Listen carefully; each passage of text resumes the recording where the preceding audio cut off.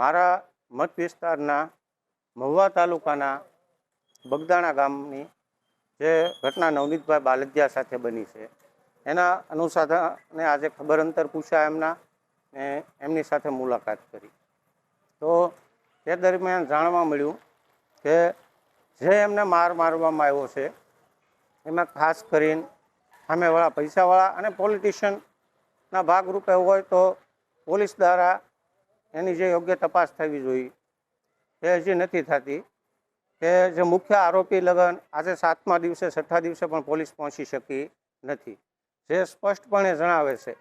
અને જે કલમો શરૂઆતના ધોરણે જો આજે એટલો બધા ધારાસભ્યશ્રીઓ, સમાજના આગેવાનો અને બધા જ લોકોએ મુલાકાત લીધા પછી કલમોમાં વધારો કરવામાં આવ્યો. નકર જો આ કોઈ નોર્મલી આમની જવા દીધું હોત તો કલમોમાં એને જ રહે હોય.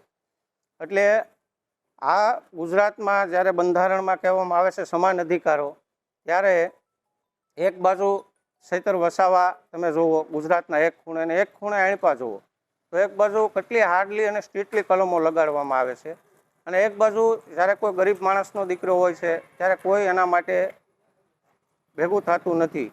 કોઈ પણ સંસ્થા કે કોઈ પણ સંવિધાન એટલી બધું લેતું નથી સિરિયસ. આજે એ અનુસંધાને નવનીતભાઈ બાલદિયાને અમે બાહેધરી આપી છે કે આવનારા સમયમાં જે કાંઈ થશે અમારાથી તે અમે કરશું. અને આવતા સોમવારે બધા જ ધારાસભ્યો પણ મળવાના છે કે ખાસ કરીને જે પોલીસ તંત્ર છે એ અત્યારે પોલિટિકલી દબાણ કાર્ય કરતા હોય છે અથવા અત્યારે ગુજરાતમાં કરપ્શન ખાસ કરીને વધી ગયું છે. જે કારણો હોય તે વહેલાથી વહેલા સામે લાવવામાં આવશે.